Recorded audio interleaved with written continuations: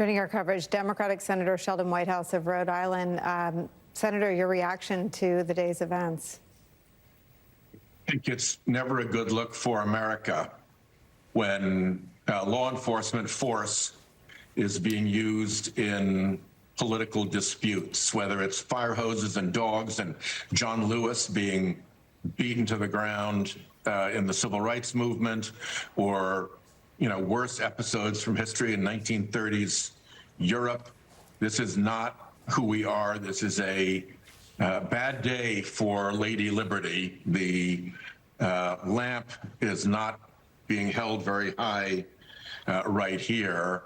I think the next few days are going to be very telling. The big question here now, in my mind, is what will Alex Padilla's Republican Senate colleagues do?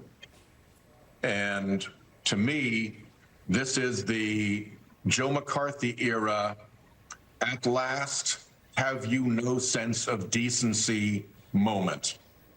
And it's time for our Republican senator friends to call this and let the Trump administration know this crap has to stop. That when you are fighting senators to the ground who are clearly not a threat to anyone, just to make a point that something has gone very, very badly wrong. And I'll commend Alex, man. He held his temper and kept his cool pretty well, considering he was being assaulted by multiple individuals. So physical force to silence a U.S. senator is not a good look for America. Moments after he was forcibly placed on the ground, face down, and handcuffed with his hands behind his back, Noem went on Fox News and said this, quote, he didn't identify himself. The tape, which I've played nearly a dozen times, you can hear him identifying himself. I'm Senator Alex Padilla. How do Democrats make sure that the truth travels as quickly as the lies in this precarious moment? Well, that's a very good question, because they have a very robust distribution system for their lies, and they have generally a very accommodating group of Republicans in the Senate and the House who are willing to echo their lies. Look how quickly the speaker went into echo the lie mode. So this really puts, I think, really back very personally. The Senate, there are 100 of us. Yeah. And we're there for a long time, so we're closer than a high school class, right? And we know each other. And Alex Padilla is known to be a very decent, thoughtful, kind individual. And if this can happen to him, this can happen to anyone. And at some point, the Republican senators are going to have to step up and be heard about this and put a stop to this kind of behavior, put a marker down that it is not tolerable to use law enforcement violence to silence a colleague.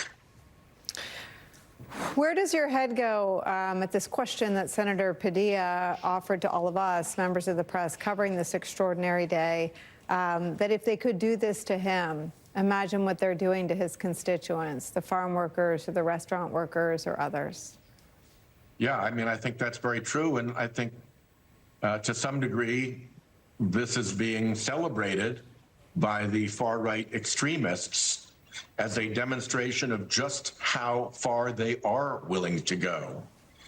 The campaign of bullying and threats that Republicans have seen in the Senate to try to make sure they line up behind unqualified and even disqualified nominees, all of that power, all of that pressure, all of that force. This is an administration that wants to communicate its willingness to use force and violence and threats to anyone. And so to make the point that we'll do it to a United States senator sends ripples across the megaverse that, yeah, this is the way we roll and we'll do it to anybody, bring it. And that's just a really sickening way to think about governance in the United States of America, a government of separated powers, where Alex Padilla represents the fourth largest economy in the world and a big and proud state. Senator Whitehouse, thank you, as always, for your candor and your time and for joining us.